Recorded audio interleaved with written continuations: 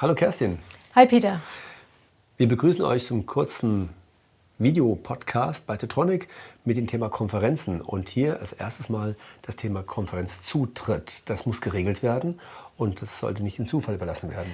Genau, denn es ist eine Frage der Sicherheit, ob man einfach so in die Konferenz kommt oder ob es bestimmte Berechtigungsstufen gibt. Und bei DAX kann das sehr granular eingestellt werden, welche Sicherheitsstufen es für den Konferenzzutritt gibt. Wir kennen das ja auch aus den normalen Web-Sessions, die es gibt bei den normalen Collaboration-Tools. Da gibt es eine entsprechende Konferenz-ID, aber das reicht oftmals nicht aus. Genau, also bei DAX gibt es erstmal grundsätzlich Unterscheidungen dazwischen, wie eine Konferenz zustande kommt. Also entweder gibt es eine Konferenz und die Leute wählen sich in die Konferenz ein oder DAX wählt die Konferenzteilnehmer selber an. Wir schauen uns jetzt mal die möglichen Sicherheitsstufen an, wenn von außen sich eingewählt wird. Und wie du schon sagtest, wenn ich jetzt nur die Konferenz-ID habe und mich einwählen würde, dann hätte ich sozusagen eine Einwahl ohne Beschränkung. Das ist jetzt keine wirkliche Sicherheitsstufe, weil eine Konferenz-ID kann auch weitergeleitet oder weitergegeben werden. Das ist eigentlich eher so die Adresse der Konferenz. Ne? Genau, das ist wie so eine Postadresse, richtig, genau. Ich habe aber verschiedene Möglichkeiten, jetzt Sicherheitsstufen einzustellen, zum Beispiel mit einem Security Code. Ein Security Code bezieht sich auf eine ganz bestimmte Konferenz. Und wenn ich jetzt in eine Konferenz mich einwählen möchte, muss ich also die Konferenz-ID kennen und muss den Code kennen und dann werde ich erst eingelassen. Ist aber eben nicht personifiziert und gerade bei wichtigen, sehr strengen Konferenzen bedarf es eben auch einer personifizierten Zugangsbeschränkung. Genau, das wäre dann der PIN-Code. Der PIN-Code bezieht sich wirklich auf die Person. Das heißt, es können sich nur Menschen einwählen, die also die Konferenz-ID kennen und aber auch einen persönlichen PIN-Code dazu haben, der so entsprechend registriert ist und von DAX erkannt wird. Gibt es noch eine weitere Anforderung, das Thema Anrufnummer? Ja, richtig, genau. Also erstmal kann ich natürlich den PIN-Code und den Security-Code auch kombinieren. Also ich muss beides wissen, damit ich in die Konferenz rein darf. Und wie du schon sagtest, DAX kann zusätzlich auch noch die Anrufernummer überprüfen, ob das überhaupt eine berechtigte Nummer ist, die zu dieser Zeit und zu dieser Konferenz zugelassen ist. Das ist sehr interessant. Ich kann das halt nicht von jedem Telefon aus zu dieser Konferenz eintreten, selbst wenn ich einen PIN habe und den Security Code. Genau. Sondern von einem bestimmten Telefon aus, das zum Beispiel auch in einem bestimmten Bereich überwacht wird.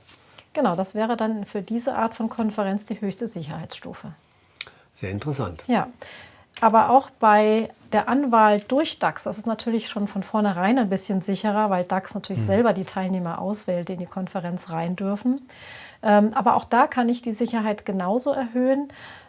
Ich kann erstmal sagen, du darfst nur rein, wenn du eine Taste gedrückt hast. Erstmal befremdlich, wieso muss man eine Taste drücken? Das liegt einfach daran, dass DAX ja jemanden anwählen könnte, der nicht rangeht und ein Anrufbeantworter sich automatisch schalten würde. Und dann würde man vielleicht nicht verhindern können, dass unbeabsichtigt eine Aufzeichnung gemacht wird von der Konferenz. Und das darf natürlich bei hochsicheren Konferenzen nicht gemacht werden. Und deshalb kann eingestellt werden, dass eine Konferenzeintritt erst dann möglich ist, wenn wirklich eine Person eine Taste gedrückt hat.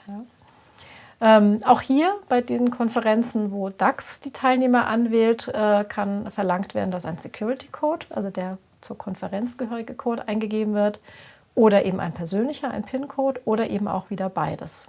In dem Fall wäre dann erstmal hätte DAX ausgewählt, wer teilnehmen darf. Derjenige hätte sich ausweisen müssen mit einem PIN-Code und den Konferenzcode angegeben und erst dann wäre er zugelassen.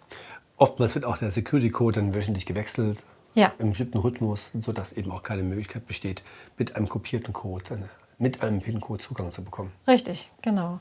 Und jetzt ist natürlich die Frage, wenn das doch die höchste Sicherheitsstufe ist, warum macht man es nicht gleich immer auf der höchsten Sicherheitsstufe? Das ist eben eine Frage zwischen Sicherheit und Benutzerfreundlichkeit, weil natürlich, je höher die Sicherheitsstufen sind, desto mehr Hürden habe ich, um in die Konferenz reinzukommen. Das macht das natürlich ein bisschen aufwendiger und gerade wenn ich unter Stress stehe, intuitiv reagieren muss, kann das den schnellen Zugang einfach verzögern.